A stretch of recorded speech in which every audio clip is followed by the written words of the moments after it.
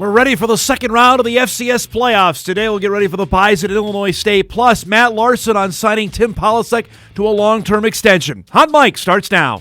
Hot Mike with Dom Izzo. Really?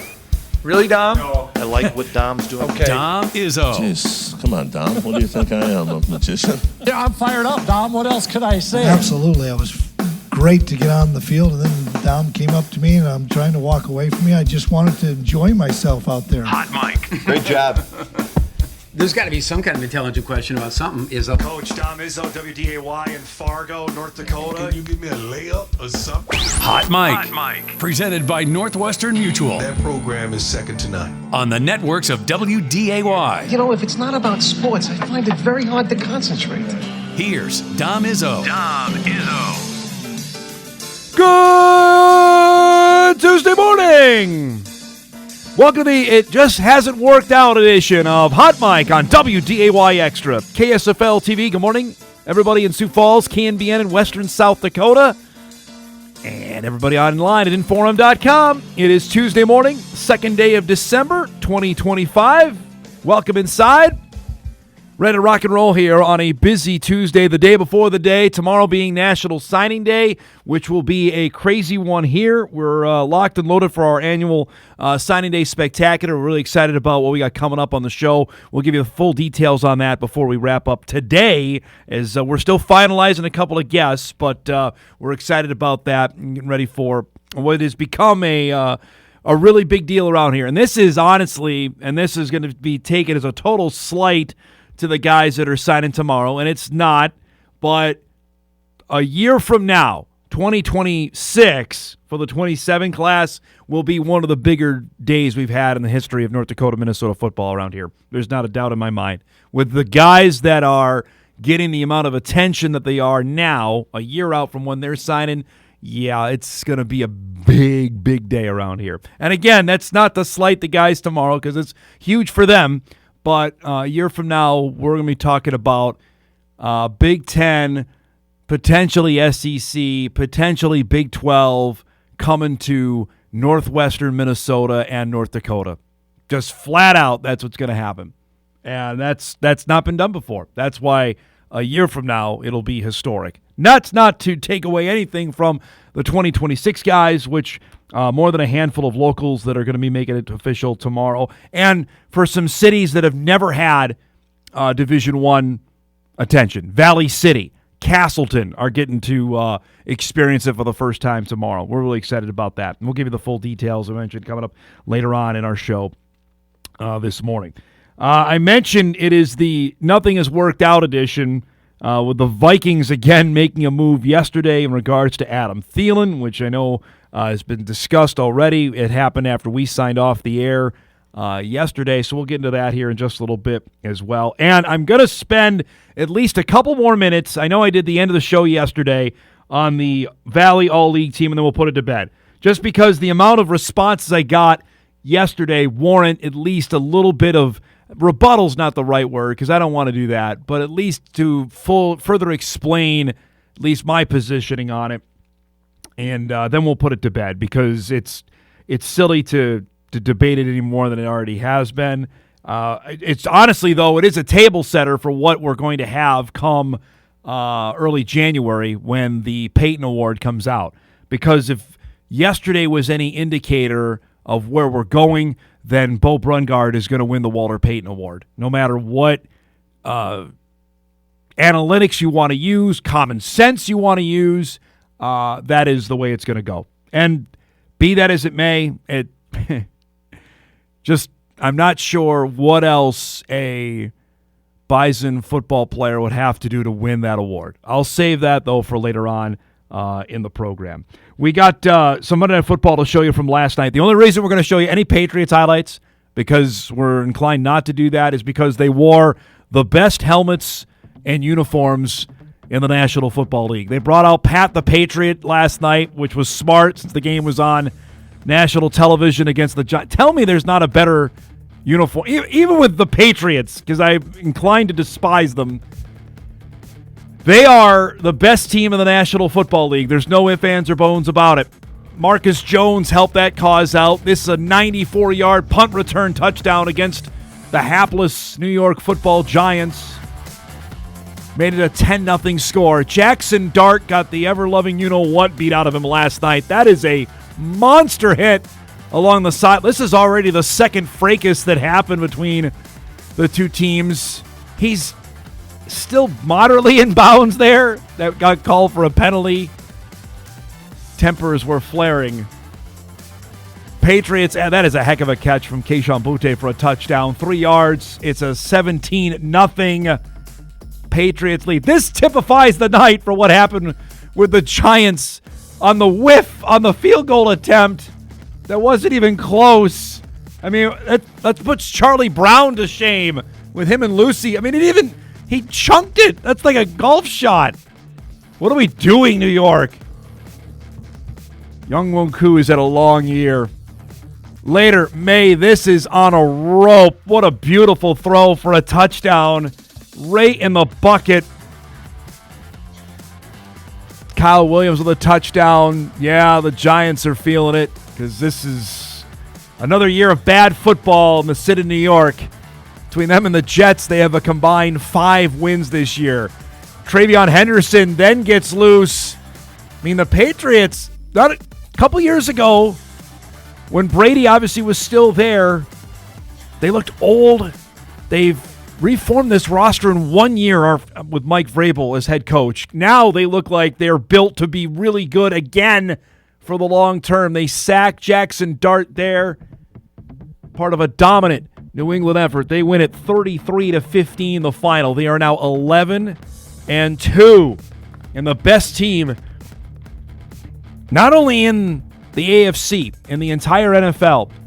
2 games clear of what the Bears are in the NFC because Chicago has the top record there. May has been the guy, and there's significant conversation with him to be the MVP, and you'd be hard-pressed to get any argument there. They're 11-2, finally heading to their bye over the Denver Broncos, who were red hot as well. Think about that. Not that long ago was Brady and Manning playing against one another. Now you're going to have Bo Nix against Drake May, potentially, for the AFC Championship. The 3 best teams in the AFC this year. I don't think anybody would have had this in August. New England, Denver, Jacksonville. No Ravens in there. No Chiefs in there. No Bills in there. I know Denver made the playoffs last year with Bo Nix. So, okay, that maybe not a total surprise. But the Patriots and the Jags with Liam Cohen and Mike Vrabel, both first-year coaches with their teams. Obviously, Vrabel coached before. Cohen, first-year guy who got ripped because of how he did Duval when he got the job. All they've done is win. They're 8-4. And on the outside are the Chiefs, the Bengals, the Steelers, the Texans. The Bills are barely in. I mean, that is an AFC that is completely upside down. And again, a reminder of why football is the most popular sport going is exactly that. You can go from, what were the Patriots, 4-13 a year ago to now 11-2 and sitting in control of the AFC with 4 games to go for them. They do have one potential trip up. They play the Jets in a couple weeks. But in all seriousness, out of their bye, they host the Bills. They go to the Ravens. That'll be a heck of a game. And then at the Jets and host the Dolphins to wrap up the regular season. So they got a potential here. They've already beaten Buffalo in Buffalo. Ravens are back with Lamar, but they just got beat by Cincinnati. They're clearly not what they used to be. And Lamar doesn't look like he was prior to his injury either. But that's a heck of a team. Watching just a little bit last night because that got over early. New England is built with some young players, young defense. They're going to be tough to beat, especially going up to Foxborough because nobody could do that until basically Vrabel's Titans did it when they ended Brady's run as Patriot quarterback in 2019. Speaking of the NFL, I mentioned it earlier. The Vikings' disaster of a season rolls on yesterday after the second game in a row where they don't score a touchdown. Adam Thielen was a healthy scratch for the game on Sunday against Seattle, which raised some eyebrows, and now we know why. He asked for his release, and the team granted it yesterday after they made the trade for Thielen prior to the start of the season, which some can say was maybe a panic move there because of Justin Jefferson being hurt. Then Jalen Naylor got hurt. We knew that Jordan Addison was suspended for the first 3 games. Now this comes to pass, and it leaves after just 8 receptions this season. He's already said, and he said it in that statement, that this is it. He wants to go play for a contender, a team that has a chance at a playoff run to sign for the final 4 or 5 games of 2025. And this opening headline from Ben Gessling says it perfectly from the Star Tribune. The Vikings, saddled with an aging and expensive roster, waived Thielen on Monday to give an opportunity to join a team that has more playing time for him.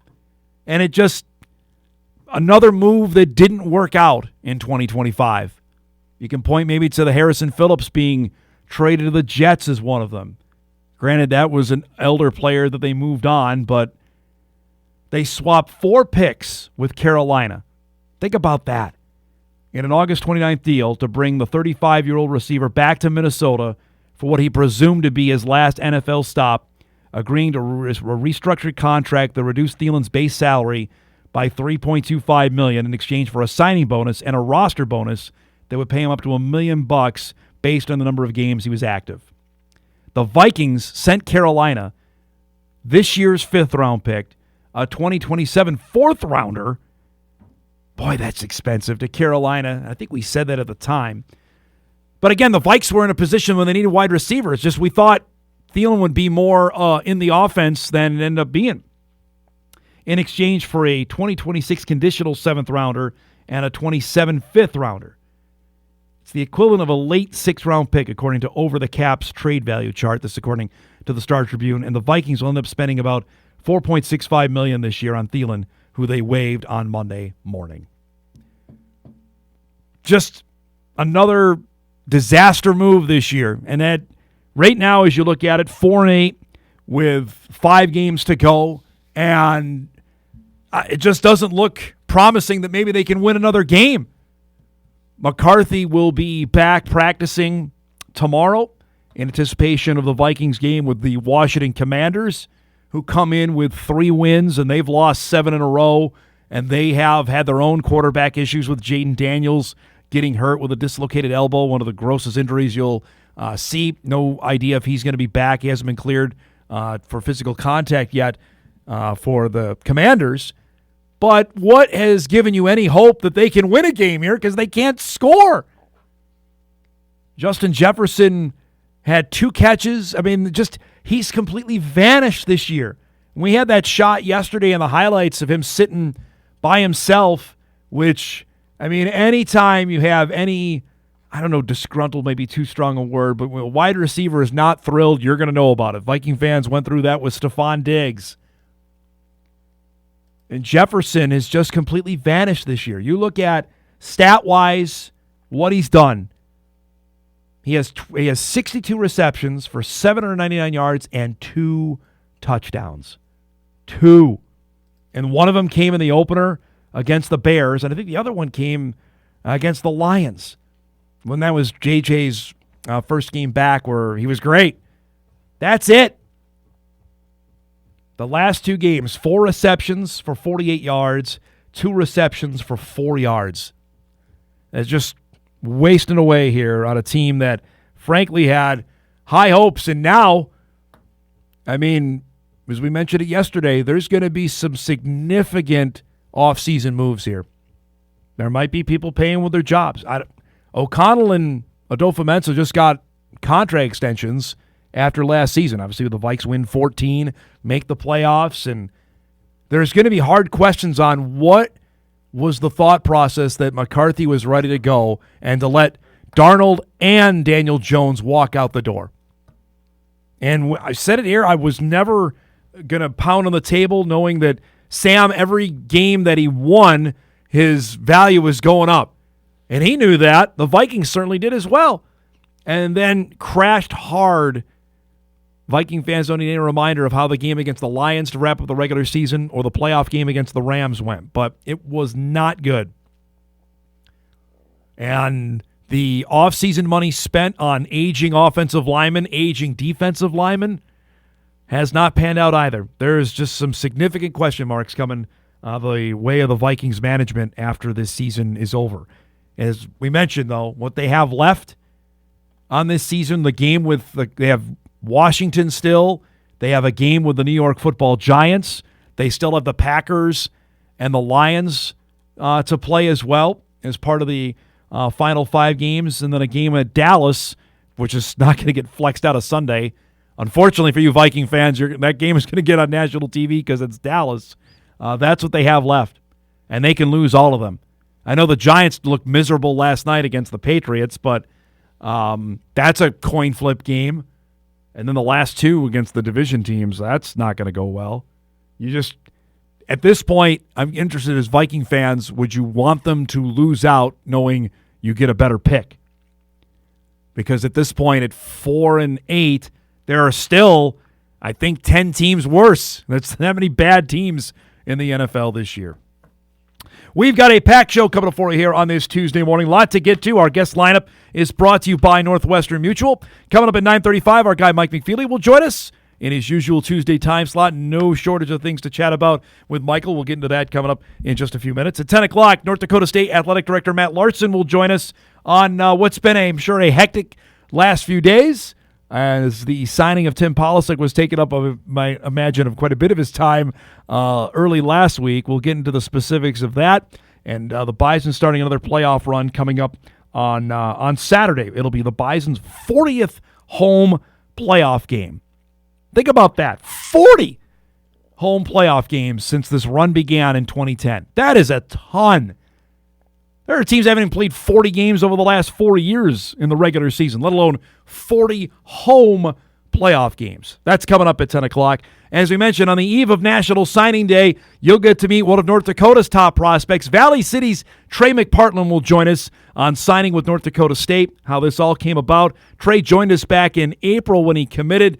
Now, after his senior season, it'll become official tomorrow. So he'll join us coming up at 10:35 to give us a sneak peek of what we got coming up tomorrow on signing day. That and a heck of a lot more here on a busy Tuesday. We'll take our first break. We come back, I will have my last airing of grievances on the Valley All-Conference teams. That's coming up on a busy Tuesday morning edition of Hot Mic on WDAY Extra. We're back after this.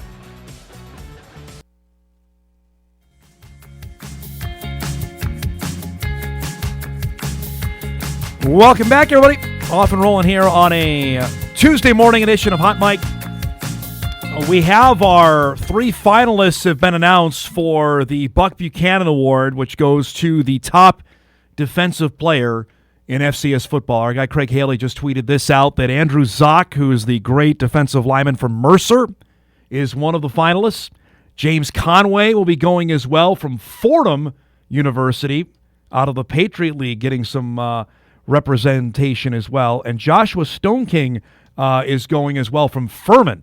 So you've got 2 SoCon guys and the Patriot. And this is a perfect jumping off point to what I wanted to talk about. And this, again, is going to be taken as a total shot to my fellow voters. But what are we doing? What are we doing with 2 guys from the SoCon and not a single guy from the Missouri Valley Football Conference as finalists for this award? We have not seen yet the lists of 4 through 30. Actually, I've got it now. They must have been watching the show. Caden Dowler finished 4th from Montana State. Ty Niekamp from Illinois State was 8th. Logan Kopp finished 14th in the voting. Kopp finished 2nd in the Defensive Player of the Year for the Missouri Valley Football Conference behind Niekamp from Illinois State. And that. Kamal Clark finished ahead of him from Indiana State. Again, what are we doing? Stop looking at the stats on this and evaluate the importance of how they play. I don't know. I take my vote pretty seriously. I'm sure others believe they do as well, but this, come on. The SoCon got 1 team into the playoffs. Mercer had a dynamite year. Zoc was great. I voted for him. But not to have a single representative from the top league, which actually plays defense, I can't sit here and tell you I'm a great Fordham football mind this year. Fordham wasn't very good. Furman wasn't very good this year. Sorry, I don't understand how each of their guys could get that many votes. Caden Dowler was awfully good for Montana State. I would have had him there. And my vote apparently went just thrown away. We'll see. We should have the finalists for the Peyton as well shortly.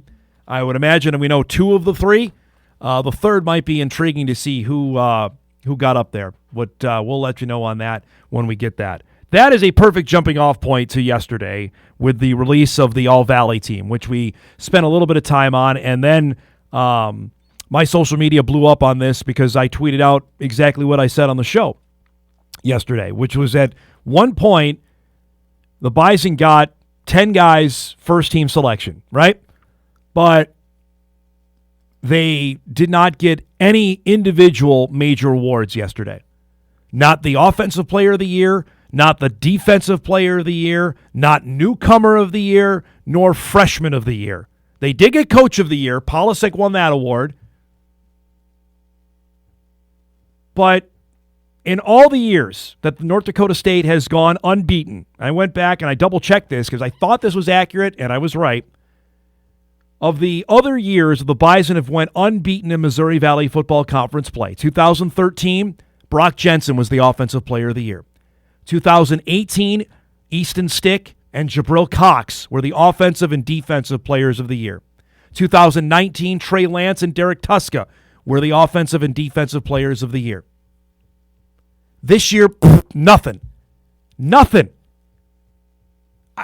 Tell me how that is rational or somehow makes sense, because to me it doesn't. South Dakota State 2 years ago when the Jackrabbits had that all-time team, Gronowski and Isaiah Davis were co-offensive players of the year. They not got one but both for the same award. If you want to give me the Brungard stats, fine. I'm telling you now, though, you extrapolate that out of what if Peyton would play 12 games as much as Brungard did, we're talking next-level stats like Bo had. And I get it. Bo's stats are eye-popping, but again, he had to play every down. His team couldn't play defense. They're done. And again, it's a regular season award. And he was fantastic. Cole Peyton and his sample size, what happened after the South Dakota State game? That's what McFeely and I were talking about this a couple weeks ago. Because after Peyton had that performance against the Jacks on national TV, everybody's like, well, give him the hold of water Peyton now. He was great. 4 touchdowns in that game. He was fantastic. So what happened between the end of October and the end of November? Right? Like, Brungard had some serious, again, he played the opponents that they faced. He was great against the Bison, no doubt about it. The following week when Youngstown came to Fargo, Bo was great. Tipped interception isn't his fault, hit off his own lineman's helmet. But Bo was really good in that game, right? Peyton wasn't, the UND game wasn't his best, obviously, but he still made the plays at the end to win the game. If that's not essential, I don't know what it. Again, he played one play in the second half against Northern Iowa, and he didn't play the second half against St. Thomas. He's a victim of his own success. And I know he doesn't give two rips about it. I've asked him, and he'll be the same like with Cam Miller. If we win the national championship, that's the only thing that matters. Because I'm sure Tommy Millott would love to have that and not the Peyton, considering when we were there last year in Frisco. And I got... this is the responses I got yesterday on my Cole would have had it locked if not for Brungard. Can also be a testament to how complete the team plays regardless of individuals. Absolutely. But there's a part of that the individual made the team better, right? Logan Kopp is the best defensive player on the best defensive team. Ty Niecamp's a very nice player, right? But the Bison are the best defense. What is that? It's always easier to stand out, Dom, as a good player on a bad team. Youngstown's not bad. They had a good team. Brungard had eye-popping stats. I thought Kopp might win it, best defensive player on the best defense in the country. I don't dig into the other Valley teams enough to know everyone, but generally curious which Bison player you would give one of these awards to. Brungard absolutely deserved Offensive Player of the Year, but I'm not as familiar with the others. 10 guys on the first team, anti-NDSU sentiment. No, it's not that. Although I do think on the Defensive Player of the Year there might have been. It's a team sport. This is clear as day. The entire team is playing at a level that isn't capable of giving just one person credit. That's a good thing, Dom. Don't be mad. It's not mad. It's just, what are we doing? Coach won Coach of the Year. That doesn't count. Is 12-0 a team accomplishment or an individual stat? Yeah, I got all that. But at some point, can we honor but the thing with the Bison, this has been the case, like Kyle Emanuel had to have an unbelievable year to win the Buchanan that year. Derek Tuska and Jabril Cox had fantastic seasons to win it. And I've been in the room. I was there when Easton Stick didn't win it. Heck, I was there when Chris Strevler didn't win it. And Chris Strevler so deserved that in 2017, it's not even funny. And Jeremiah Briscoe won it. In 2018, Easton Stick was on an unbeaten Bison team that was pretty damn good and didn't win it that year. And to my grave, I'll be surprised that Trey Lance won it because I'm like, they're not going to give it to a freshman. And I remember my mouth was open when Trey Lance won it.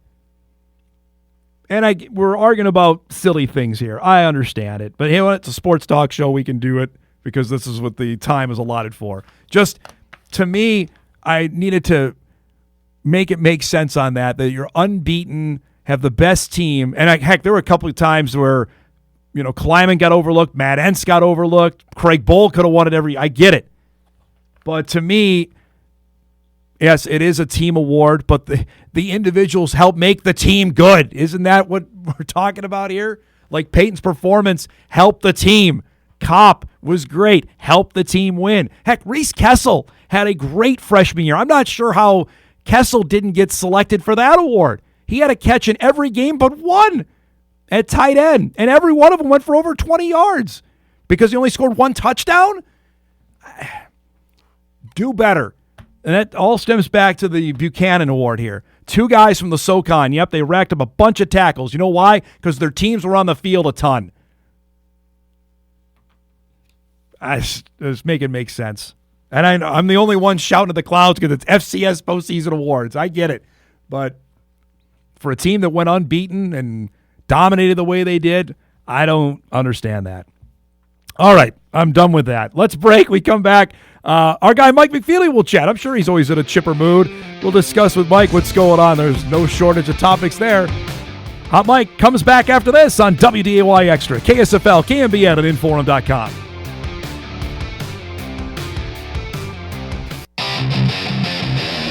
Oh, it's Mr. McFeely. I have seen the future, and he was wearing number 5, and I ain't talking about Robbie Grimsley, folks. Took out the muffins, took out the trail mix, took out the cookies. They stole the monster cookies. Wow, that's awesome. That is so awesome. Let's do some broadcasting. All right, we're going to do some broadcasting with our guy, Mike McFeely. Joins us each and every Tuesday morning at 9:35. You have a notebook with stats. That's ominous. Well, we couldn't show it on the air because it's probably illegal, but I gave you a couple of Valium pills, too. Don't lose. I know you got to fill time here. I used to be a talk show host on the radio. That's in a former life. I was yes. 10 years of doing a 3-hour solo talk show. So I'd know the bit. I'd start reading the phone book on certain days just to get through it. Hey, I did this show for 5 months without sports and COVID. We know exactly about that. The segment killing business. So I know you got to fill time. But don't get riled up about the FCS awards. They've been a joke for the 15 years. You and I have been there. We've sat in the room. We had Kleiman and Randy. I don't want to get into this, but I'll just say this: North Dakota State has the best defense in FCS by a mile. Yes. Okay. Logan Kopp is a 5th-year senior linebacker who stuck around. First of all. Is the heart and soul, if you will. I don't know if he's the most talented guy they have, but he's deserving of attention. And you told me that he finished 14th. 14th. So just Yeah. Just don't worry about it. Hug your kid. Yes. Have a pork chop. That's good. I haven't had a pork chop in a while, pork man. chops That are got good. me. That perked me right up right there. I got something for you. What do you got? I got something for you. What's up? Here's my hot take. Here's my hot mic hot take. Okay. Clip this here. 4 Dakota schools in the quarterfinals. Ooh. Wow. So that means UND wins UND at is gonna Tarleton. beat Tarleton. The Jackrabbits win in Missoula. Yep. And the Coyotes beat the Mercer Bears. Mercer Bears, whatever. That's the easiest one of the 3. Wow. Or the 4. And then, of course, North Dakota State beats Illinois And State. beat Illinois State. Yep. Wow. All right. 4 Dakota schools in the quarterfinals. Let's- And if you look at the what the Sharps in Vegas Yeah. have, You sent me that last night. North Dakota State's favored by like 24.5, Yeah. which seems a little heavy to me. It's a Valley team. It does to me. That's a betting term. Heavy seems a little heavy. The other 3 games are all single score. Yeah. So Tarleton was what, 5.5 point favorite Yeah. against UND? That's a pick 'em to me. Yeah, to me, those are all pick'ems. The Yep. other ones are all pick'ems, in my view. And I think they're gonna. UND is offensively, they're not very good right now, but defensively, I mean, they're good. Yep. I don't know how good they are in the whole big picture of college football, but they're pretty dang good. Yep. For what they need right now. And who knows what Tarleton is? I mean, We don't. Gavin Zebarth might run for 240 yards against these guys. Who knows? I mean, just these. Yeah. Where I was going with that was if that comes to pass, and I truly think there's a chance it could happen. I really do. I don't think that Montana is a I was going to lock. say the Jackrabbit Montana game is going to have everybody's eyes on it Saturday Yep, afternoon. and it's Mercer, so whatever. And then Tarleton is who have they? Okay, they beat Army. They Big did. whoop. Yep. They Okay. lost to Abilene as their only loss of the But season. this we talked last year, and I wrote about it, that the worst thing that could happen in FCS is this contraction into the middle of the country, which happened last year when you had Montana State, North Dakota State, South Dakota State, and South Dakota. We had 3 Dakotas teams in the semis and 1 Montana team in the semis, and it was chalk 1, 2, 3, 4. It would be even worse for FCS football, and more importantly, for my mental health. If there's all 4 Dakota teams in the quarterfinals. Yeah. And part of it is, with all due respect to everybody but North Dakota State, like I've said it all year, I'll stick by it. South Dakota State is nothing like they've been the last couple of years. No. South Dakota is nothing like they've been the last couple of years. And credit to them for getting to where they're going to get. If they all get to the quarters, good for them. But again, Congrats. but again, What does that say about tell you FCS? Yep. UND, defensively, they're really good. The coaching change up there has made just a world of difference in just the way that the UND players carry themselves and the swagger they have and the just Belief. how they play. Yep. But if you got Eric Schmidt over a beer, I don't even know the guy drinks. I don't know. Well, I guess he's from Mandan, so that, you can draw the line from one to the other, I guess. I think Eric Schmidt, I don't know the guy. I've asked him one question in a press conference. I think he would tell you the personnel on this team is nowhere near where I want it to be. Yeah. Like when Eric Schmidt came into Grand Forks and looked at the roster and went, okay. And again, I've said this all year. You can see where he immediately went and got transfer guys. He got a quarterback. Got a wide receiver. He got a wide receiver. He got some guys in the secondary. Yep. You look at that and go, well, it tells you where he thought there was deficiencies, and there probably still are in those areas. But if they get to the quarterfinals with his first roster that's not even his, I mean, I know. And again, no knock on him or UND or the it's players. about the rest of the subdivision. Good for them. Yes. Good for them. Yep. But my God. Yep. And if you look back, this is what's in my notebook. If you look back 10 years, because I was spending some time this morning thinking about this, obviously. But like the quarterfinals used to be. Oh, man. Okay, so 2014. I wrote this down. Glory days. 2014 quarterfinals in FCS. 2 CAA teams, 2 Valley teams, 1 SoCon, 1 Big South, 1 Southland, and 1 Big Sky. That's pretty good. Yep.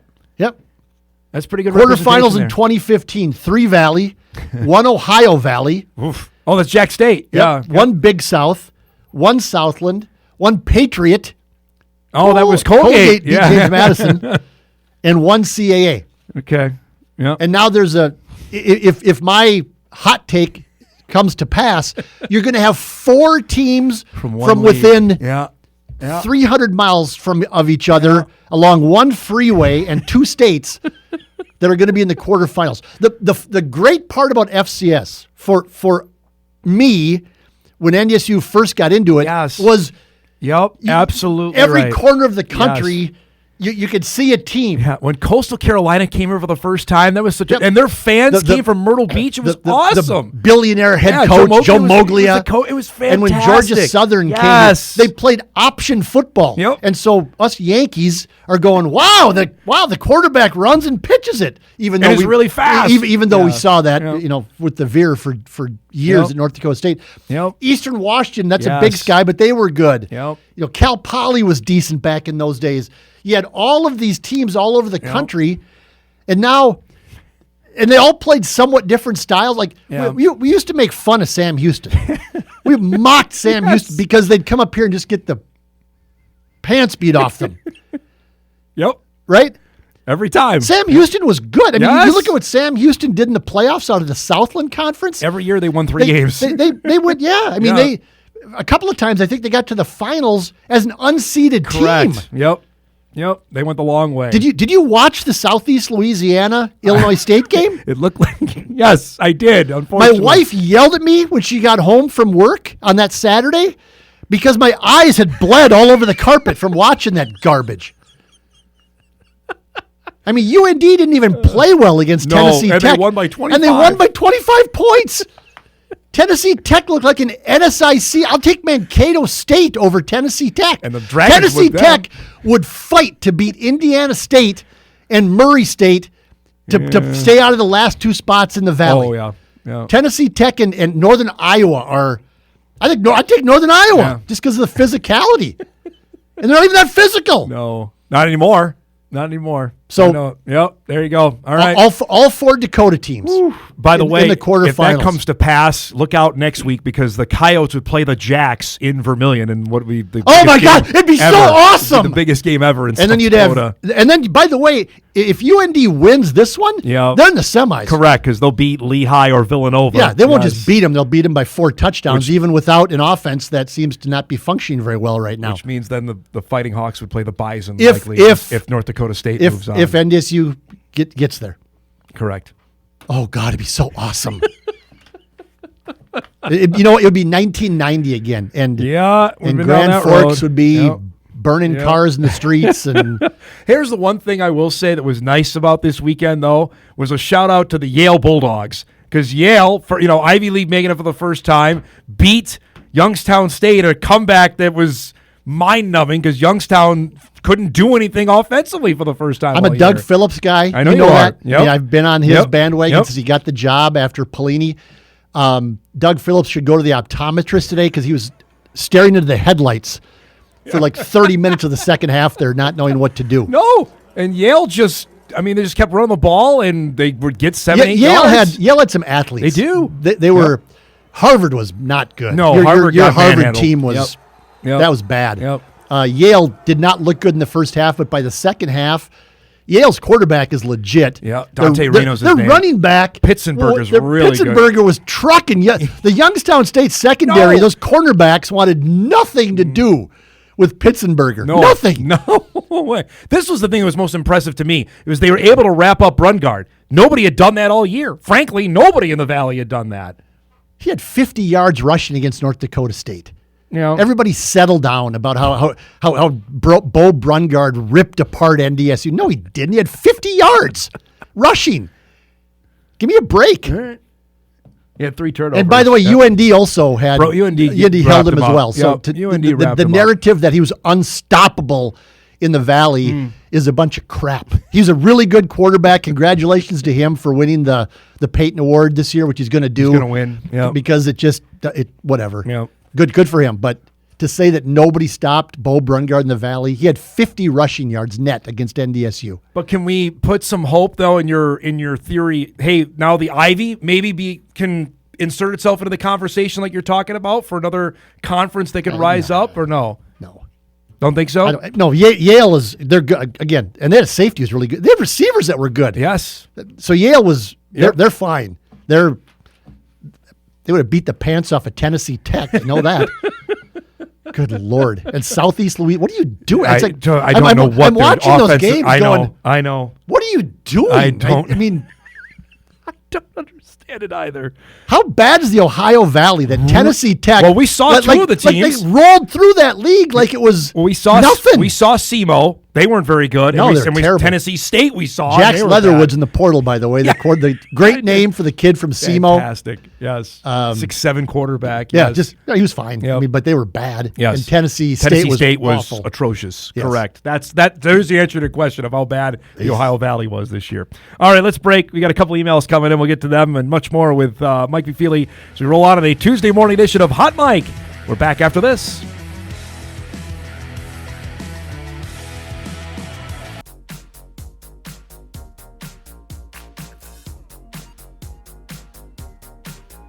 All right, welcome back, everybody.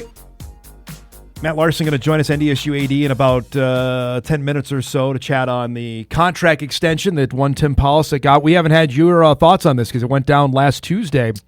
Oh, yeah. When it went down. I What do you make of it? I guess surprised a little. I didn't expect that. I guess with all the buzz going that he, interviewed with Oregon State and all these different things.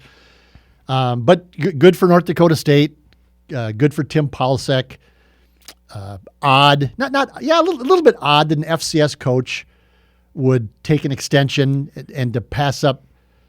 There's some other really good FBS jobs out there right now. Yep. I'm looking to the one in Harrisonburg, Virginia. Virginia. Chase Madison just opened up. Woo, that's a really good group of 5 job. Yep. Really good We're group going of to 5 be in job. the college football playoff. Potentially. They'll make it, right? Potentially. Come on. Put them in. I hope so. Yeah. They're as arrogant as the day is long in Harrison. James Madison is more arrogant than NDSU is. I would agree with that. Which is wow, that's a bar to wow. That's a high bar. Yep. But that job's now open. There's a few others. The Memphis job is open. That's a really That's good a one. good job as well. And the American. That's where you've seen it, Mike, where the American has now been the feeding ground to the SEC or Big Ten jobs we've seen over the last, in fact, 3 days. Yeah. Yep. And so it's those. There's a lot of good jobs out there, and so for NDSU to lock up Tim Polisek for at least another year. I mean, it's a 7-year contract, but what does that mean? It means nothing. Yes, correct. But they'll at least have him for another year, maybe, hopefully 2. I look at what he said to me when he was here, and I asked him about the FBS stuff, and he didn't deny it, but he said he didn't want to be on the opposite sideline. Yeah, that was of a Bison an team. interesting quote. What'd you make of was, that? I sat up when I heard that. Yeah. I was watching at my house, and I kind of went, "That's an interesting way to answer that question." Yeah. But that might just be Tim being Tim. Yeah. I don't know. You're hearing the same rumors I am, and about some specific things going on that I haven't heard before. Correct. But until it happens, you're not going to get your hopes nope, up. Not even close. Don't want to get yourself I crushed want to there. get myself crushed. But I'm interested in the language of the buyout, how much that is, and knowing what that would constitute there. But what does that mean? I guess These schools are buying out these guys for $50 million. It's Those monopoly are money. the high I know. ones. Correct. But you think if as an example, Yep. I'm not saying, but if James Madison opened in 2 more years or Mm-hmm. something, and they said, you know what, boy, we got to get this guy from North Dakota State. I mean, do you think James Madison's not going to come up with a couple $1 million or whatever the buyout would be for Tim Polisek? You're right. We got Illinois State on the docket for the Bison. Yeah, we're in not the talking second about that round. at all, are we? FCS playoffs, round 2 with them. That was a 4-quarter game going in normal. It was 18-16 Bison going to the 4th quarter in that game, and then the Bison scored 15 points in the final stanza to pull away and win. What do we make of – you watched the game, unfortunately, with Southeast Louisiana. What do we make of round 2 with these guys? Illinois State, to me, looked a little banged up. Offensively, they didn't look like they really had any line is banged up right any now. rhythm going. I don't know how good Southeast Louisiana is. I mean, whatever. And the fact that it was like 14-3, I think, into the 4th quarter. Mm-hmm. And Illinois State has struggled offensively the last couple of weeks. I know they put up 35 on South Dakota State, but they had a pick six and they had a short field and a fumble. And that was just a disaster for South Dakota State. What happened against SIU? I can't figure out the finale where they had a chance to seed. I watched Brock Spack's press conference prior to the Southeast Louisiana game. Right. And he would not even talk about it. Like he said I don't know how many reporters are there that covers, but he just said, I'm not talking about the last game. No kidding. And then one of the reporters kind of chuckled and went, oh, and he goes, no, I'm not talking about the last game. Wow. They lost by 30 on 37-7. I mean, DJ Williams went crazy in that game. Yeah. Yep. A lot of middle. That's what the ESPN Plus guys calling the Southeast Louisiana game kept going. Why don't they have this low guy, the running quarterback, run quarterback draws? Because the guy from Southern Illinois ripped him apart for 4 quarters, and they're trying to throw the guy. Yeah. I don't know what. As you texted me, I guess, is Southeast Louisiana practiced offensive football at all? Have they practiced for this game? I don't know. Did they watch film? Did they? But that's part of that. Just the physical difference in playing. Correct. In the Missouri Valley. Incarnate Word or whomever. Yep. I mean, those teams are terrible. Lamar. Yep. And so they Nichols. I think they get out there against these teams and they get punched in the mouth by a 300-pound offensive lineman or a 290-pound defensive tackle, and they go, ooh, we're not playing backyard pickup ball anymore. No. Much like Tennessee Tech. Our guy Kiko Vesperis was. Yeah, did not play well. You know, I'm not Randy Hedberg, and I didn't You're a ask. great quarterback mind. But you know I don't think when you drop back to pass that you're supposed to hold the ball like a suitcase down by your hip. And I thought the kid from Tennessee Tech, every time you would drop, he got strip sacked 3 times. Yeah, he would drop back to pass and hold the ball down here. Yes. And it's like, what are you doing? I mean, I've seen some pretty good FCS quarterback play the last 15 years, and I always seem to see the guys here. Yeah, right. And in Brookings high, and in Grand Forks, they're all holding the ball, and even Aiden Bauman on this side is holding the ball up here. I don't think you're supposed to like you're walking across the street carrying your briefcase to work. I don't think that's the way. Not ideal. Not ideal. No. Great stuff as always, man. Thanks for coming by. We'll see you later today at Politics Press Conference, right? You got it. That's at 1:30. You'll see it live on WDAY Plus. We'll break. We'll start hour 2. Matt Larsen will join us, NDSU Athletic Director, about how the deal came together. Chat about a couple other topics as well. We'll see if we can break them on FBS. I'm sure he'll break it today on FBS football. Oh yes, Dom. On the show, I'll give it to you, Dom. There we go. And not Pete Thamel or Bruce Feldman. I'll just give it to you. Why not? The company that actually pays North Dakota State to broadcast the games. There it is. When we come back.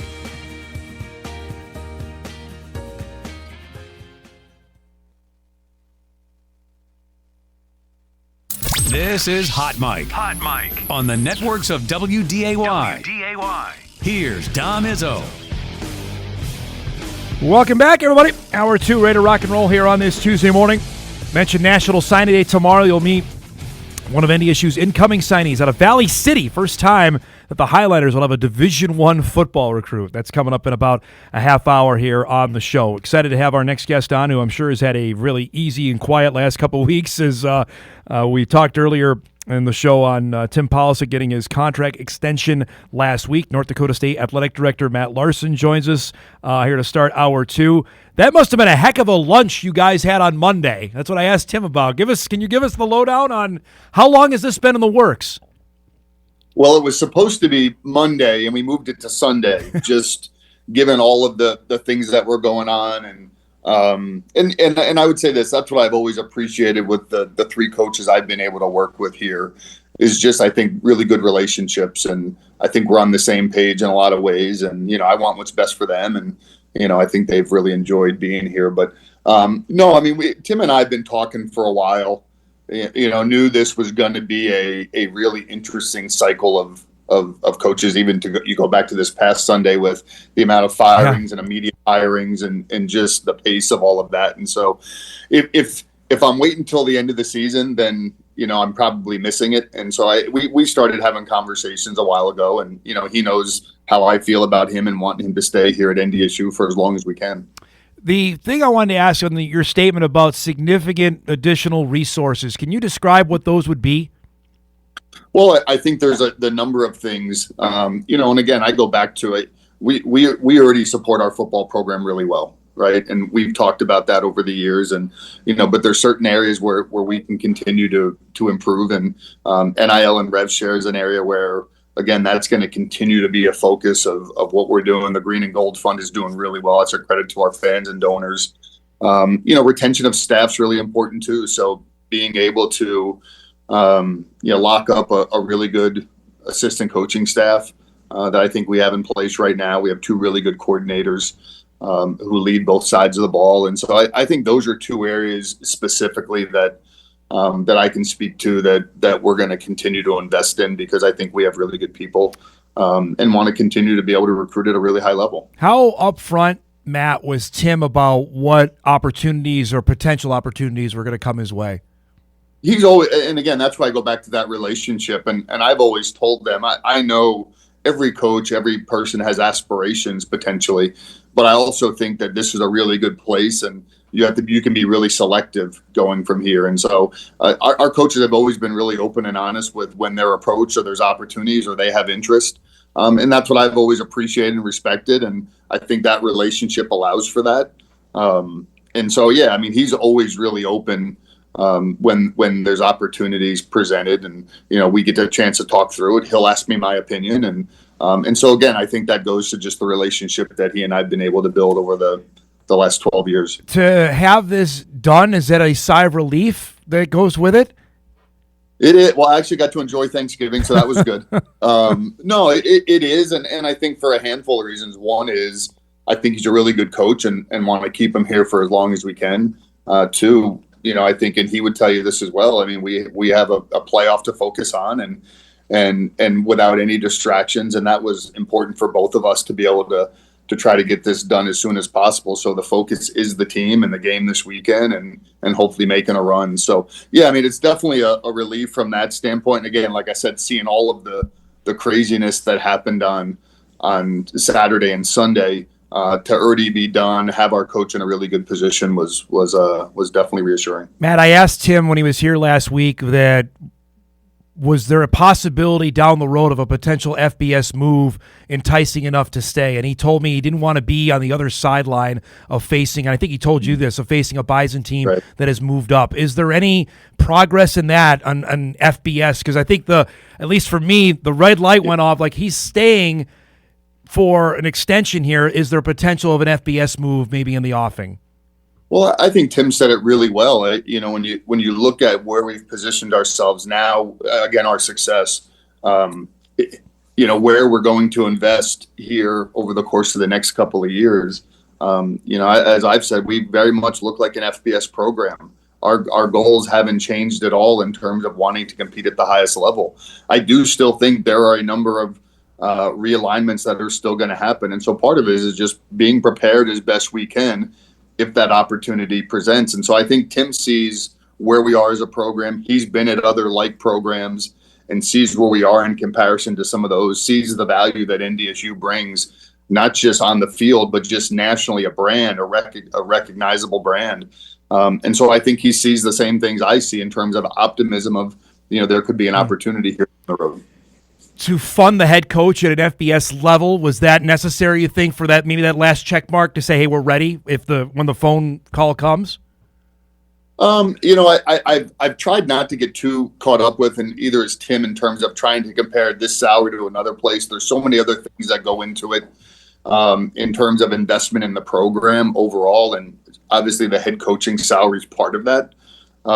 But at the end of the day, I think being the head coach, we want to make sure that we're in a position to continue to compete for championships, whatever level we are.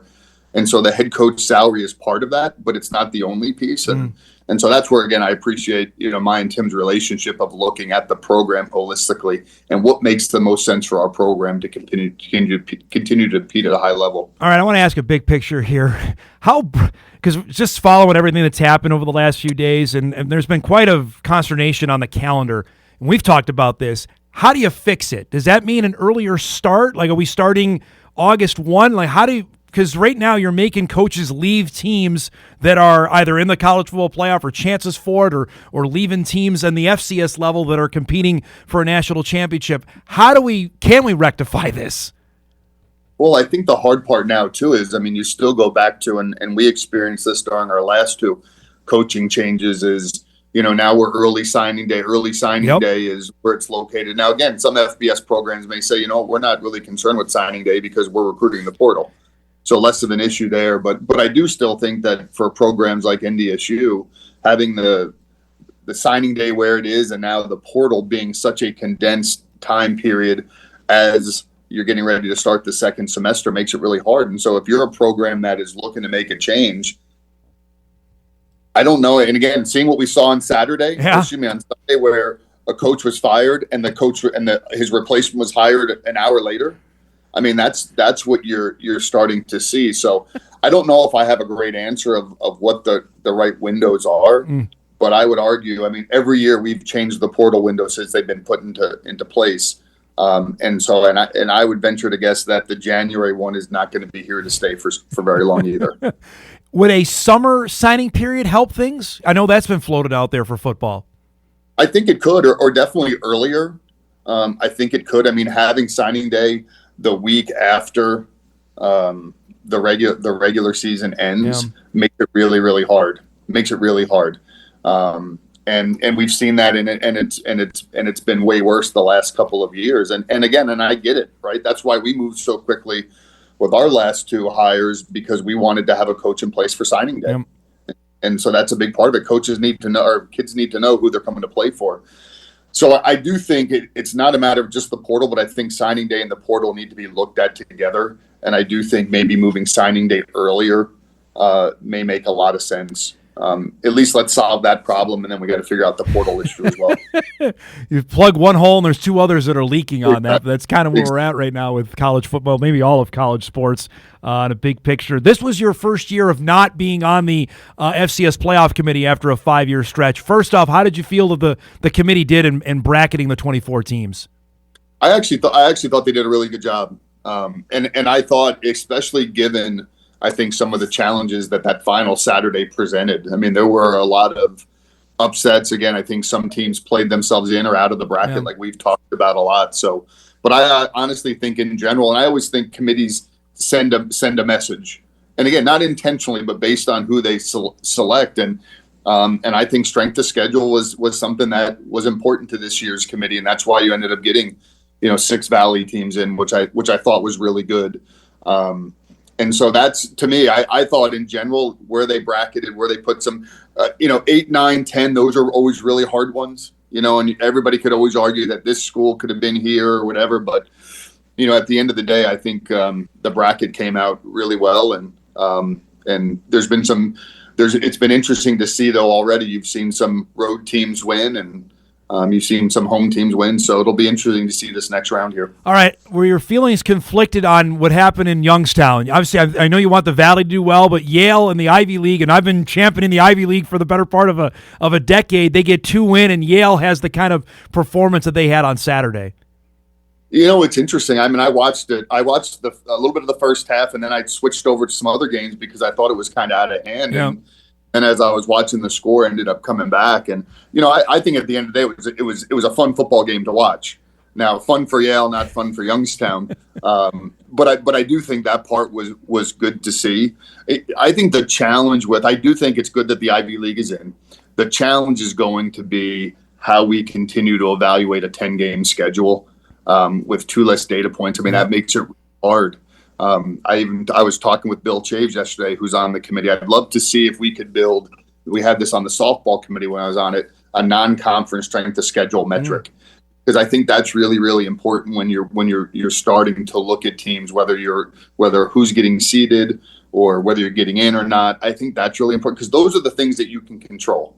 You can control your non-conference schedule and the strength that you put out, and are you getting out of your region? Because that's what's hard with the Ivy League is they don't leave the Northeast, and they only play them. So it'd be interesting. I would love to see them get out of the Northeast and play some other leagues across the country, because then that makes it a little bit easier. Now, I don't think we'll see that, but that's what makes it really hard. Where in the CFP, everybody's playing 12 games, right? In our subdivision, some may play 12, some may play 11, some may play 10.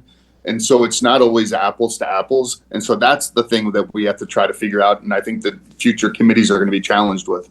So I believe I have my numbers or my math right, which is always a question, but I believe this is home game number 40 of the postseason since 2010. There are teams that would be crazy if they got 40 games, period, over a 3 or 4 year stretch. Can you remark on that this is the 40th home postseason game for North Dakota State coming up on Saturday? Yeah, it's crazy. I was actually listening to something this morning. I can't remember what it was now, but our record in the playoffs is 50-5.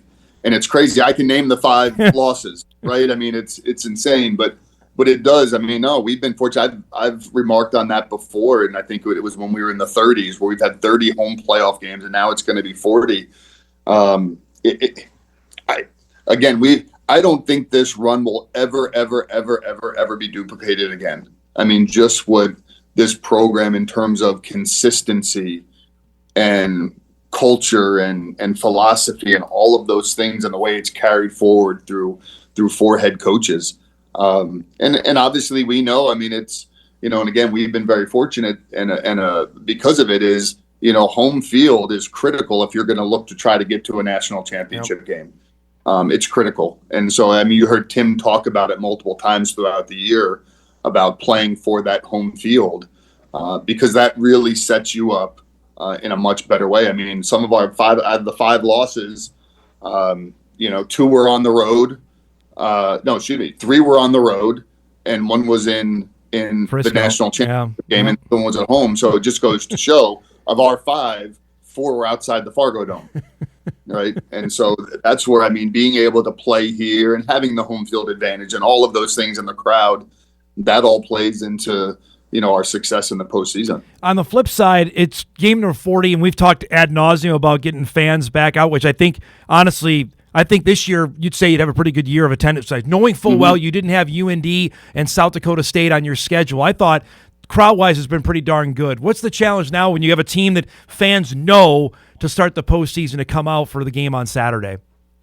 I just look at it again, too. I mean, I would hate to be sitting here on Monday and having the conversation with you about, our season's over and we lost, right? And that's not all to do with the crowd, right? I mean, we have to show up, we have to be prepared, we have to play well. But there's a reason why we've only lost 1 game in the Fargo Dome over the 39 last playoff games. It's because it's an unbelievable home field advantage. Right. And part of that is, and I've told the fans this ad nauseum, it's because of the energy that they bring, the noise they bring, all of that stuff that they do, the momentum swings. They play such a huge role in those 39 victories, right? And so that's where I would just encourage them. Nothing's guaranteed. As much as, again, we've had a lot of success in the playoffs, nothing's guaranteed. You're one bad play away from maybe losing a game. And I know our fan base would not they want to see us continue to move forward, and part of that's by having a packed house. I want to have one question here, non-football related. The first net rankings are out yesterday. The Bison women are in at 70. I can't remember, maybe last year a time that they've been that high. Jory's team is off to a really nice start. They had a great non-conference home schedule. They got a big one tomorrow night. You reflect on what the start that Jory's had so far this year? Well, I think one of the things that I've always been impressed with Jory is I think he'll play whoever, and I think he's built a really good non-conference schedule from a competitive standpoint, which and then I think played well in some of those games, or for the majority of those games, and so that's what I've really appreciated. Again, this is probably our deepest team in a long time, certainly during his tenure, in terms of just the pieces that we have. We're in one game, and Avery's playing at a really high level right now. I think she's averaging a double-double, but then you have Schiller will go off for a night, or Carrington will, or Marissa Frost. So I think we have a lot more options this year than we've had in the past. And again, I think the depth, Mariley coming back, she's healthy, some more depth down low. And so, yeah, I've been really impressed with one, the way they've scheduled, but 2, the way they've gone out and competed and played so far this year. I got to ask here, this is the final year, I believe, of the Summit Big Sky Agreement. Is there anything on tap with another league? I know you need games all the time, especially with Denver leaving. Is there anything in the offing with the potential of this going forward?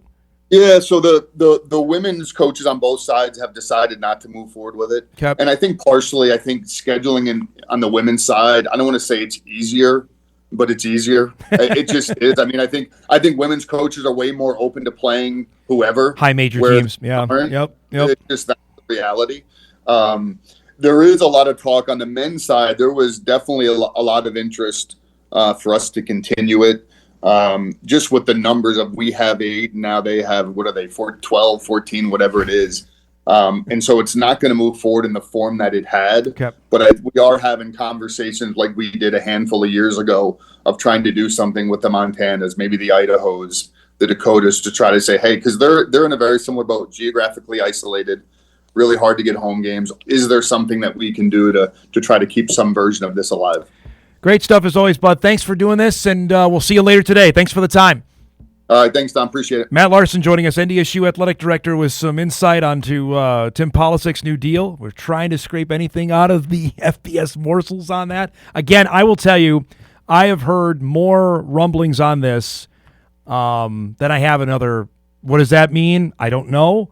I think there's more smoke on this than before. We'll see what it means. Might mean nothing, but it could mean something. And also sharing the tidbit there that this will be it for the Big Sky Summit Challenge, at least on the women's side going forward tomorrow night, which is a good one. Unfortunately, we can't televise it. CBS picked that game up with Montana State and NDSU, but that'll be 70, I think, 74 in the net rankings on the women's side. So two pretty good teams going to be playing at the Shack tomorrow night. All right, we're overdue for a break. Got a bunch of emails on our earlier topic on the awards, which we'll give a few minutes to. We roll on here. Trey McPartland coming up from Valley City in about 15 minutes as well. We're back right after this.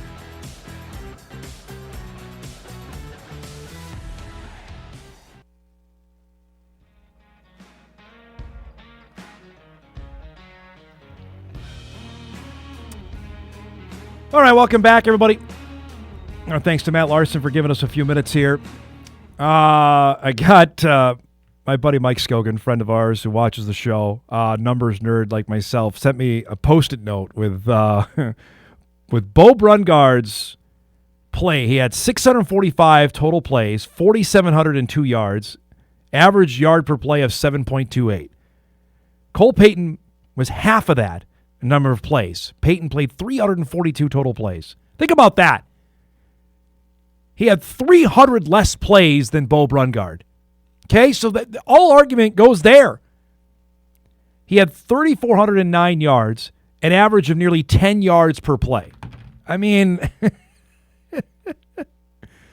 just make it make sense, people. I don't know. Another message. The overall quality of players has gone down since more and more of the top players are leaving for FBS via the portal. Just a thought. Probably something we talked about a while back when this all started really running downhill on guys that were leaving and the amount that were going to go. I've already seen it here today. I'd say 4 or 5 recognizable FCS guys are on their way out.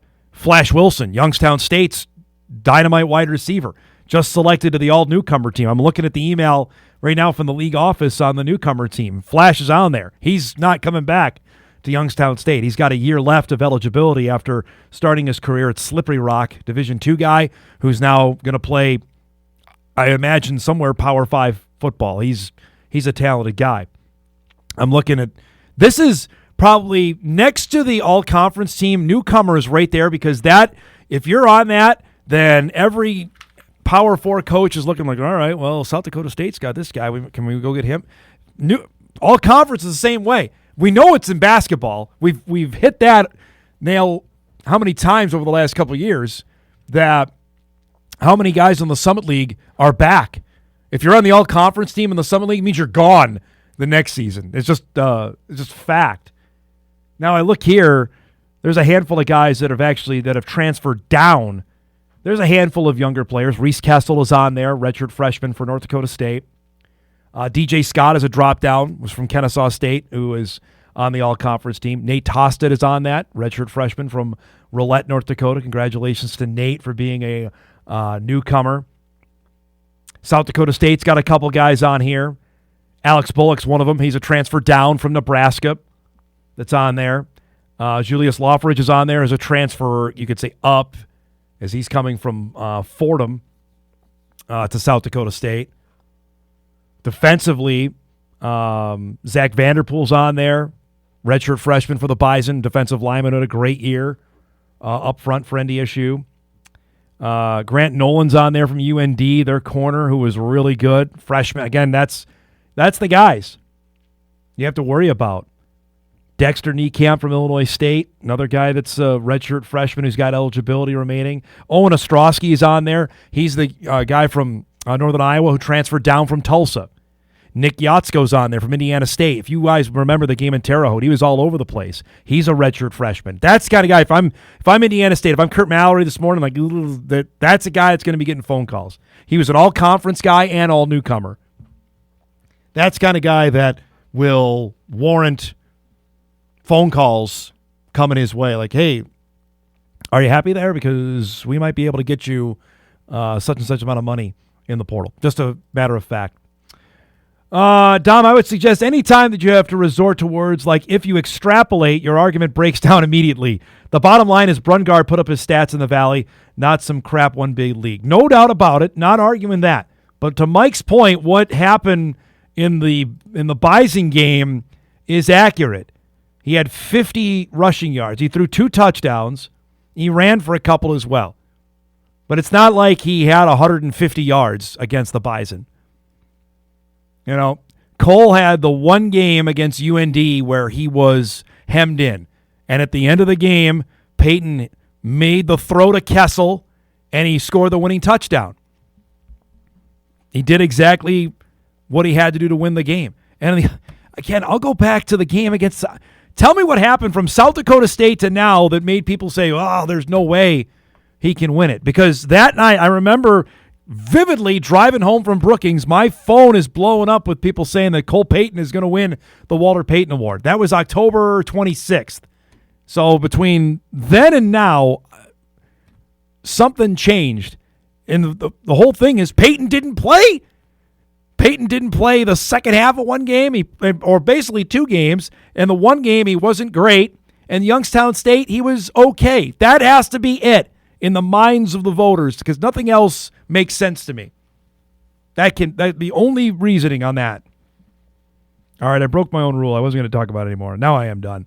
We're overdue for a break. Let's take one now. We come back. You'll meet one of the incoming signing class for North Dakota State out of Valley City, North Dakota. Trey McPartland's going to join us when Hot Mike returns on a Tuesday morning. We're back after this.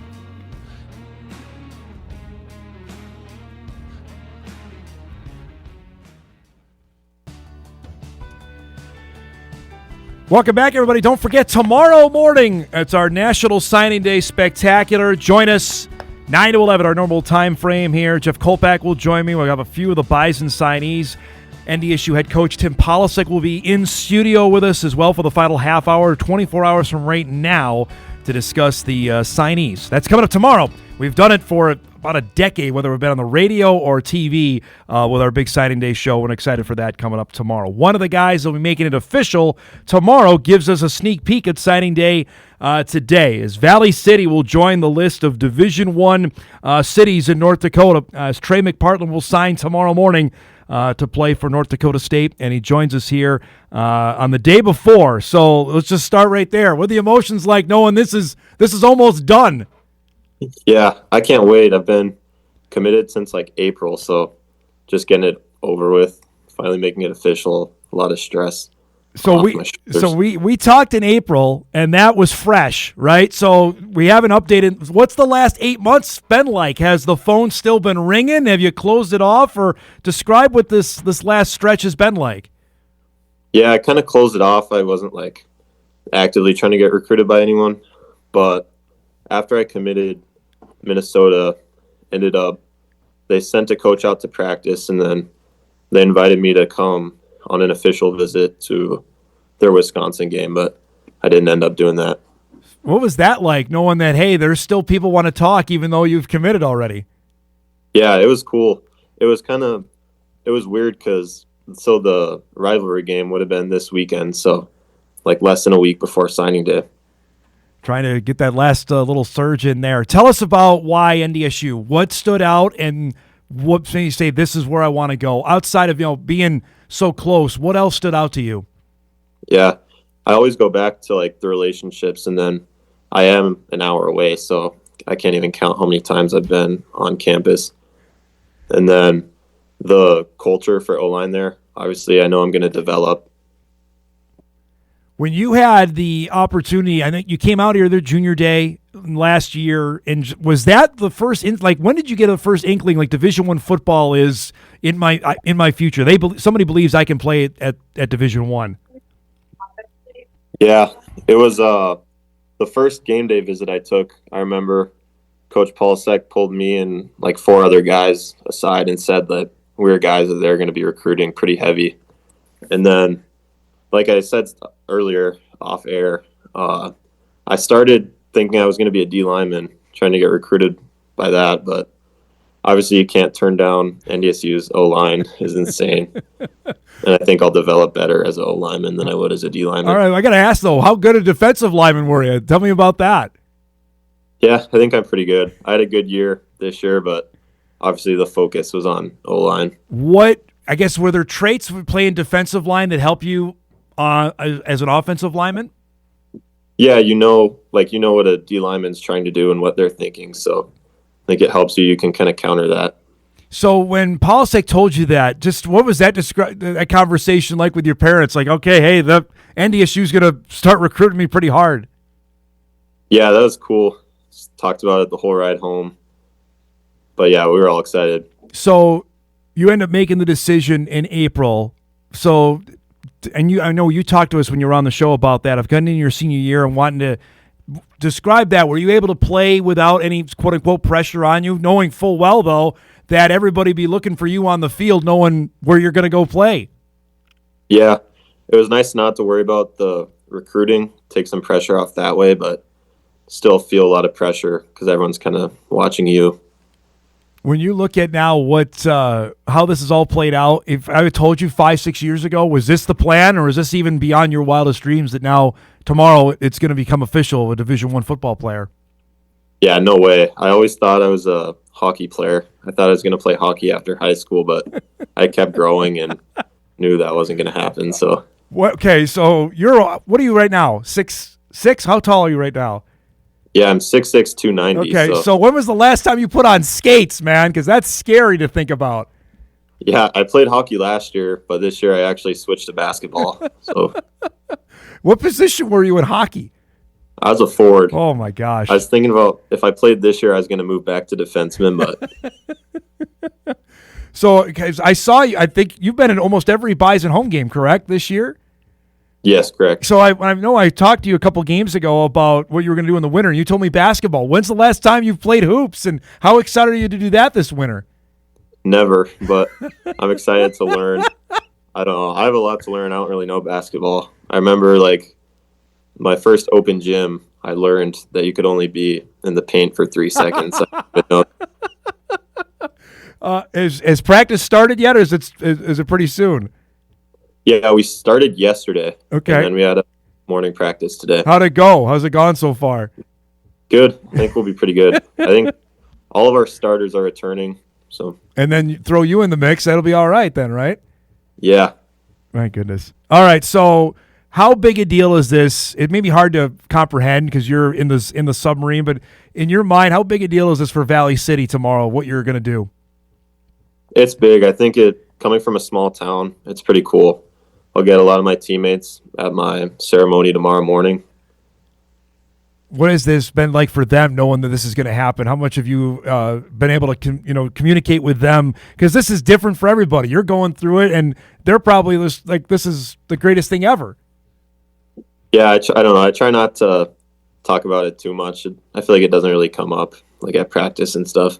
So what's the plan for tomorrow? What do you got all laid out? So I'll have a ceremony at 8 a.m. Then my parents, coaches will come and then invite some teammates. And then is it an email you send? Is it a text? How do you get it to NDSU to make sure they know it's a done deal? Yeah, it's all online. And then for the signing, I don't know if I'll print out what I signed online or just have a blank piece of paper so it looks like I'm signing something. But have you heard of a fax machine? Because they used to do that. Have you heard that that's how they used to do this on signing day? Yeah. when they actually had to go to the office and send a fax in. Like that's long gone now. Now it's basically right over your phone, right? Yeah, I know. I have a couple friends who signed for baseball, so it was a little earlier. And they had a blank piece of paper. I didn't even know that was a thing. They just told me everything was online. Oh, that's crazy. To have this over, I got to imagine, is it a relief off your shoulders tomorrow that this is done? Are you nervous, excited? What are the emotions about tomorrow? Yeah, I'm excited just to make it official. I think it's been so long, so. We were visiting off air as well. Describe what this relationship has been with the other guys. How well have you got to know not just the North Dakota guys, Trey, but the other ones that have come in from Wisconsin, from Minnesota, from Iowa, from around the area that you've had a chance to reach out and talk to over the last few months? Yeah, it's been cool. Like I said, I've been at every game, so everyone that's came to games I've got a chance to talk to, and then we have a group chat that we talk into. How's that? What's normally in the conversation in the group chat? We talk after games. Usually there's pretty handy wins. So, are you planning on coming to the game this Saturday? I don't know if they do visits for. Oh, okay. They were talking about checking, but to have this, then it's over and done. And then you're a signee. You feel like, okay, then you know what? I'll see you in June. Or have they told you to lay out a plan of getting ready for strength and conditioning by the time you get here in June? No, they haven't gave me like a specific plan. They said I'll make it through basketball and then we'll start talking more about weight and stuff. But right now I'm 290, which I think when I committed I was 270. I think. Holy cow, man! But yeah, I'm okay with that. I'll lose some bad weight during basketball. What have you been? Yeah. So what have you been eating the last little bit then? Yeah, I haven't been focused too much. Obviously, I'm trying to gain weight, but also I have a great strength trainer here, Allie Keller, and she tells me how many calories I should eat, and then she knows what NDSU does, so I have like a similar plan. It's just not actually from them. Okay, what's the calorie intake? Can we ask that? What do you have to have every day? I don't even know. I put it into an app and it tells me. And then and then if you're at that level, then you're good to go for the day? Yeah. Man, oh man, oh man. That's good stuff. Hey, I appreciate the time. Congratulations. Looking forward to tomorrow. Thanks so much for doing this, and congrats. Thanks for having me. Trey McPartland joining us from Valley City, North Dakota. Tomorrow he'll become the first Division I football player out of Valley City High. It's a pretty big deal. We're going to be there tomorrow for his signing, and it's a neat deal to have that come together. For him, obviously he thought hockey was going to be the road he was going to go down, and it ends up being football. The Buys are going to have a handful of guys out of the state of North Dakota. They're going to sign tomorrow. Trey, obviously one of them. Kai Schlichting is the first out of West Fargo, Cheyenne. He was the first commit back in March. He'll be joining Jason Hunter, young man out of Fargo Davies High School. Cash Danner out of Thompson High School. Those are the four out of the state of North Dakota. Oh, and Gunnar Thielges out of Lemoore, 5 out of North Dakota that'll be signing tomorrow. You've had a chance to see them all, I think, in one shape or another on our airwaves here over the last handful of years. Danner was actually a St. Thomas commit that flipped a couple weeks ago. Thielges has been a standout for anybody that's watched Lemoore over the last 2 years, and Andy Delabar's team make it to the Dakota Bowl each of the last 2 years. Thielges is another key cog of that. Schlichting was part of Cheyenne's team that won the Dakota Bowl in 2024 when they beat Davies, and you saw Hunter actually block an extra point in the Davies win over Bismarck Century a couple weeks ago to lock up the Dakota Bowl for the Eagles this year. So this is the incoming guys. Obviously, Aiden Wunderlich is the other star recruit that UND got out of Central Cass, and we mentioned that when Aiden committed, we had him on how big a deal that was for Castleton, that they haven't had a Division I football commit. Now they've got one. It's neat to see. We've had different towns represent over the last, I'd say, 5 to 10 years that have popped up all over the map. These two get to add their names, and there's more coming. We know it. Heck, we were talking about a kid yesterday from Ray that got a Gopher offer. I mean, that's what we're telling you about what the pipeline of talent is coming through the state. So, again, tomorrow, join us, Signing Day Show, 9 to 11. We're going to have Tucker Thieneman on, who's the big man from Pewaukee, Wisconsin. He had offers, this is legit, Ole Miss, Florida, Missouri, that is signing with North Dakota State tomorrow. You're going to meet him. Deron Russell, who might be the best basketball player in the state of Minnesota for this class, out of Waseca. He's signing to play football with the Bison. He'll be on tomorrow. And you won't want to miss our interview. Earl Brown will join us out of Pillager. He's another offensive line recruit. I'm just telling you right now, it'll be a fabulous interview. That's on top of Polisic joining us tomorrow. So plenty going on the big show tomorrow. We look forward to that from 9 to 11 here on our annual Signing Day show. All right, we'll take our final break. We'll come back. We'll wrap things up, get you ready. We've got a busy Sports Tuesday, including Game of the Week tonight. We'll get you ready for that when Hot Mike wraps on WDAY Extra right after this.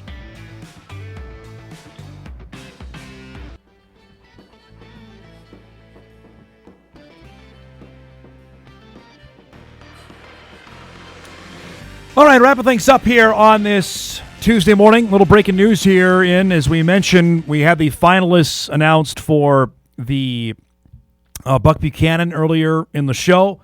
I have it in my hands. I have the finalists for the Walter Payton have been announced. These are the three guys who will be invited to Nashville for the awards ceremony, which is on Saturday, January the 3rd. It will be Youngstown State quarterback Bo Brungard, North Dakota State quarterback Cole Payton, and Western Carolina quarterback Teron Dickens. Those are the three that have been invited to Nashville. No surprise on 1 and 2. Little surprise on Dickens. He had a great year for Western Carolina, team that missed out on the postseason out of, again, the SoCon, where we got two of the Buck Buchanan finalists. But he was very, very good this year. Redshirt sophomore, ranked number 1 in passing yards in the FCS at 3,500. Total offensive yards per game, had 38 touchdown passes. He set an NCAA All-Divisions record by completing 46 straight passes to begin a game against Wofford. It's a lot. That's a lot of throwing. But congratulations to those three. Now, the balloting after that, the results. Joshua Dye out of Southern Utah finished 4th. By the way, he went in the portal yesterday out of SUU. Braden Atkinson, who's the quarterback of the Mercer Bears, who's a freshman, finished 5th. Justin Lampson, Montana State's quarterback, was 7th. DJ Williams, SIU quarterback, finished 8th. Kalia Ayat, Montana's QB, was 9th. Bryce Lance finished 12th in the voting. I believe I had him 5th in my ballot. I'm not going to tell you 1 and 2 just yet. I'll wait on that. Kakoa Vesperis, Tennessee Tech's quarterback, finished 13th officially. LJ Phillips from USD was a tie for 18th. That's the last Valley player that you'll see. A couple guys that are still playing, though. Josh Pitzenberger, Victor Gabalis, who is the quarterback of Tarleton State, also received a couple of votes. So that's the top three that will be invited. Will be in Nashville coming up here about a month from tomorrow. We'll have the announcement of who wins the Walter Payton for 2025. Now, I'm just thinking off the top of my head now of Payton finalists that NDSU has had. I know Brock Jensen was once. Easton Sticks certainly was. Carson, I don't believe ever was, because I don't, just for some, again, don't even get me started there. Easton, I know, was. Trey Lance obviously won it, and then Cam obviously was a finalist last year. So off the top of my head, I believe it's the 5th separate Bison that's been a finalist for that award. I might be missing one, but that's the unofficial list there. I got an email in as well as this, and I'll save this for Friday because this Sunday is the voting for the Contemporary Baseball Era Committee, which is now that's a longer word for the Veterans Committee that goes into the Baseball Hall of Fame. This one emailer knows how much of a passion I have for the Baseball Hall of Fame. And the guys are on it. Barry Bonds, Roger Clemens are two, obviously, that are, you got to get 12 out of 15 votes to get in. Don Mattingly's name is on there, but there's another one that's on there. Dale Murphy's name is on there. And I've always attached this. If Dale Murphy gets into the Hall of Fame, then Roger Maris should get into the Hall of Fame. Dale Murphy won back-to-back MVPs, much like Roger Maris did. He won 4 Silver Sluggers, 5 Gold Gloves, probably a better defensive player than Roger was. 7-time All-Star. Had a 30-30 season in 1983. And again, Dale Murphy should be in the Hall of Fame. That was the first baseball player really I got to see all the time because he's on TBS. If he's in, Maris should be in. Let's do some what to watch before we get out of here.